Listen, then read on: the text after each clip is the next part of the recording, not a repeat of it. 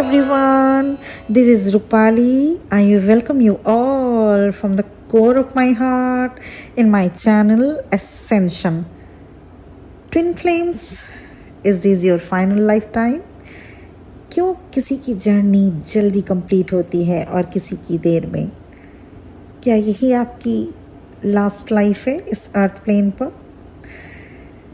Twin flame की क्या यही लास्ट बर्थ होती है या इसके बाद भी आप आएंगे इस दुनिया में, या आपका फ्री विल होगा, आप चाहें तो आए ना चाहें तो नहीं आए? क्या है इटर्नल ट्रुथ? आइए जानें।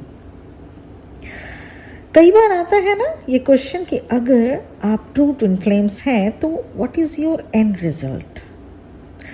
Where will you land after death? आखिर क्या होता है ट्विन फ्लेम्स के साथ?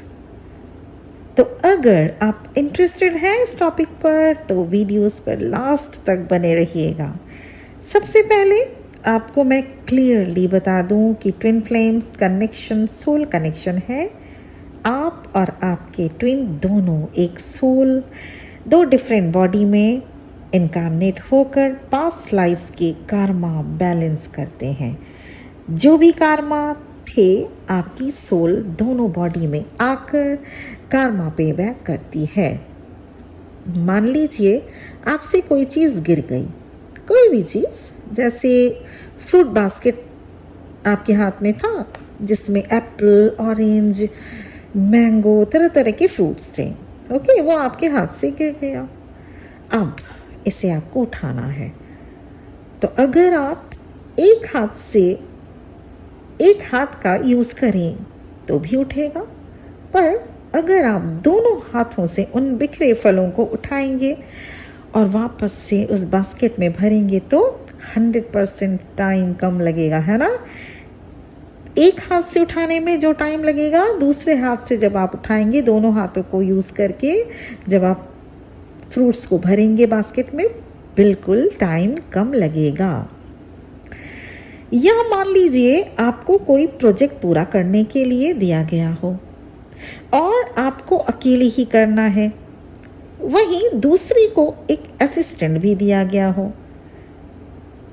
आपके ऑफिस में दूसरे किसी पर्सन को एक असिस्टेंट भी दिया गया हो और आपको वही प्रोजेक्ट अकेले पूरा करना है, तो किसके प्रोजेक्ट पहले पूरे होंगे? Obviously one who has the assistant with them, right? ठीक वैसे ही आप और आपके ट्विन दोनों एक ही सोल हो डिफरेंट बॉडी में आकर अब तक के जितने भी पास्ट लाइफ्स कार्मा हैं उन्हें कंप्लीट करने आप आते हैं, उन्हें पे बैक करने आते हैं इस धरती पर। यहाँ आकर हम सब भूल चुके होते हैं कि क्या क्या कुछ कर रखा था हमने पास्ट लाइफ्स में, पर सोल को सब याद रहता है और कार्मा से कोई बच नहीं सकता। हम अच्छा करेंगे तो उसका फल मिलता है, वैसे ही बुरे कर्मों का फल भी हमें ही भुगतने होते हैं। अब आप और आपके ट्विन कार्मिक अकाउंट क्लियर करते हैं, दोनों अलग अलग बॉडी में आकर अलग अलग लाइफ सिचुएशन के साथ, और साथ ही साथ गॉड से भी अलाइन होते जाते हैं, ताकि जैसे ही कार्मा बैगेज पूरा हो आपको असली घर की याद रहे। व्हाट इज असली घर? Our original home is divine merging. इसलिए किसी किसी ट्विन फ्लेम का सेपरेशन पीरियड काफ़ी लंबा होता है, ताकि आपकी सोल दोनों बॉडी में मिलकर कार्मिक अकाउंट क्लियर कर सके, क्योंकि आपके कार्मा बैगेजेस कुछ ज़्यादा होते हैं। इसलिए ट्विन फ्लेम्स की लाइफ में शुरू से ही स्ट्रगल्स देखने को मिलता है, क्योंकि जब आप जान जाते हैं कि ये आपका लास्ट मंथ बचा है, एक एग्जाम्पल मैं दे रही हूँ, मान लीजिए आप जान जाते हैं कि ये आपका लास्ट मंथ बचा है, एग्ज़ाम सर पे है और ये आपका लास्ट मंथ चल रहा है तैयारी करने का, तो आप क्या करेंगे? आप और ज़्यादा पेन लेंगे और ज़्यादा तैयारी करने में जुट जाएंगे, और उस तैयारी में कई सारे सैक्रिफाइसेस भी करने पड़ते हैं, ठीक है ना। ठीक उसी तरह ट्विन फ्लेम्स की लाइफ भी कुछ स्ट्रगल्स के साथ देखी जाती है, और वो इसलिए ताकि आप अपने फाइनल सफ़र में बिना कोई बैगेज के जा सकें। यहाँ बैगेज मीन्स karma से है। This is the very depth aspects of this journey. We should not create or add on any bad karma. You are here for a reason. आप और आपके ट्विन जितनी जल्दी karma को बैलेंस करेंगे, reunion उतनी जल्दी पॉसिबल होता है, और उसके बाद आप यूनाइट होकर सोल पर्पस करते हैं, और डिवाइन टाइम पर आप डिवाइन के पास जाकर मर्ज होते हैं, जिसको होली ट्रिनिटी कहते हैं, जिसमें आप आपके ट्विन के साथ डिवाइन एनर्जी में मर्ज होते हैं, होली ट्रिनिटी। तो आज का जो वीडियो का टॉपिक है कि क्या ये ट्विन फ्लेम्स की लास्ट बर्थ है, इसका आंसर यस एंड नो दोनों ही है। Let me explain. और ये सिंपली आप ही के हाथों में होता है। True twin flames never want to rebirth again. फिर से वही पेन, सफरिंग, डिस्ट्रेस फिर से कौन झेले।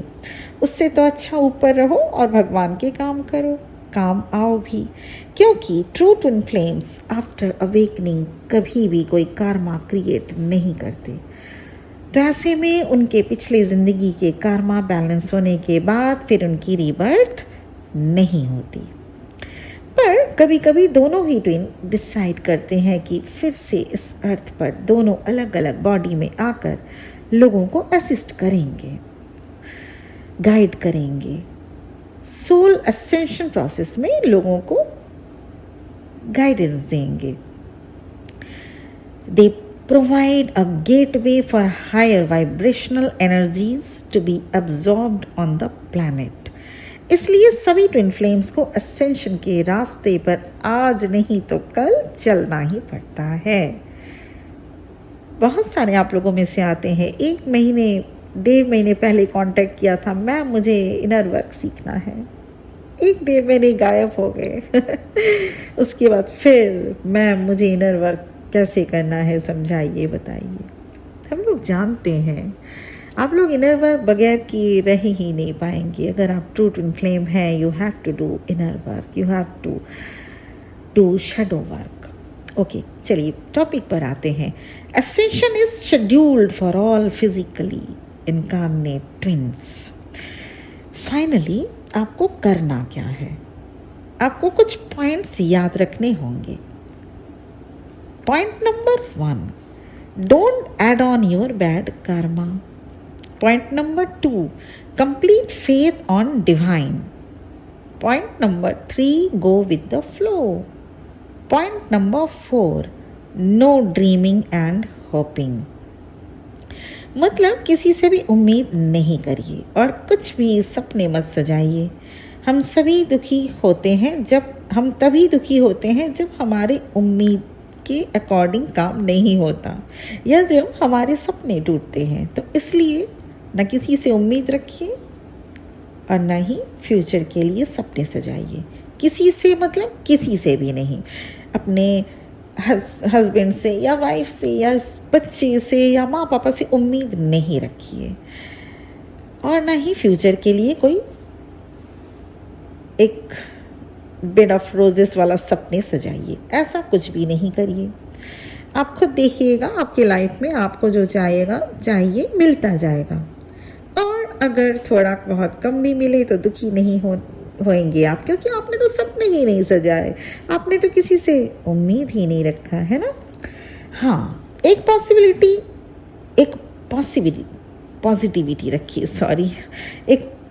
पॉजिटिविटी रखिए कि हाँ जो भी होगा अच्छा ही होगा। God always do what is your highest good. Point number 5, तो अगर आप ट्विन फ्लेम हैं, आपकी ये लाइफ बहुत ही सिग्निफिकेंट है, ये हमेशा याद रखिएगा। पॉइंट नंबर 6, इसलिए लोगों के लिए नफरत मत रखिए। जो भी आपसे जितना भी बुरा किया, नफरत मत रखिए, फॉरगिवनेस अपनाइए ताकि आप यहाँ आवागमन से बच जाएं, यहाँ आने जाने से, अर्थ पे आने जाने से बच जाएं। और असेंड होकर जैसे ही आप अपने ट्विन फ्लेम से एनर्जेटिकली भी रीयूनाइट होते हैं, अब दोनों के अंदर पूरी दुनिया के लिए अनकंडीशनल लव की फीलिंग आ जाती है। After then most of the twin flames are no longer willing to reincarnate here. मेरे और मेरी ट्विन का भी यही डिसीजन है, अब और नहीं, मन भर गया इस दुनिया से। इसलिए जैसे ही आप और आपके twin flame completed this lifetime, you are free to choose any next experience. ऐसा नहीं है कि आप आना अगर चाहें आप बिल्कुल आ सकते हैं, that depends on your free will. क्योंकि मैंने पहले ही मेंशन किया, ऐसे बहुत सारे ट्विन फ्लेम्स हैं इस अर्थ प्लेन पर जो गाइड करने, असिस्ट करने लोगों को आते हैं, और ऐसे 90% तक नहीं आना चाहते इस दुनिया में, अब नहीं आना चाहते। तेरी दुनिया में जीने से तो बेहतर है कि मर जाए, वही आंसू वही आहें, वही गम है जिधर जाए। एक एम्पैथ्स की लाइफ उतनी स्मूथ नहीं होती क्योंकि हमें आप लोगों की एनर्जी पिक होती रहती है, इसलिए आप लोगों के पेन हमें भी पेनफुल बना जाते हैं। और वैसे भी मैं 14 साल से काउंसलिंग की प्रैक्टिस कर रही हूँ, तो और भी ज़्यादा हार्ट में इफ़ेक्ट पड़ता जाता है। पर चलिए, जीना इसी का नाम है। This is my duty, this is my soul purpose. Always remember, my dear soul brothers, my dear soul sisters, you can never redo this now moment. इसलिए बहुत खुश रहिए, और क्योंकि ज़िंदगी में बीता हुआ समय फिर से नहीं आता, इसलिए जो आपके पास आज है उससे खुश रहिए, उन लोगों को लेकर खुश रहिए, उस हालात में खुश रहिए, क्योंकि आज जो है वो कल वो दिन नहीं आएगा। इसीलिए आज में खुश रहना सीखिए, कल किसी ने नहीं देखा, इसलिए जो भी आपके पास भगवान ने दिया है, बहुत दिया है, बहुत दिया है। सुबह उठते ही ग्रैटिट्यूड पे करिए, भगवान आपने जो भी दिया बहुत दिया, बहुत दिया, इसके भी लायक नहीं थी मैं, ऐसे पे करिए ग्रैटिट्यूड ऑलवेज।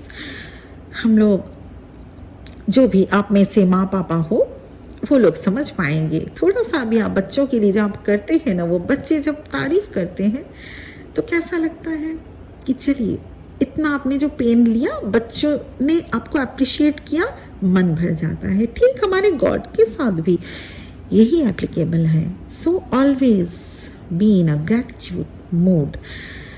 ग्रैटिट्यूड हमेशा पे करिए गॉड को, हमेशा be in a gratitude mode. आज के लिए इतना ही।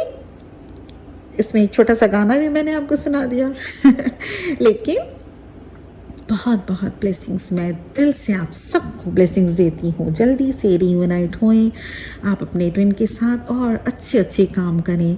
कभी भी कोई बुरे रास्ते अख्तियार मत कीजिए, क्योंकि इससे आपके कर्मा ऐड ऑन होंगे। जब आपके कर्मा ऐड ऑन होंगे तो वो आप ही को पे बैक करना है। किसी को भी चाह कर किसी का दिल मत दुखाइए, किसी का भी नहीं।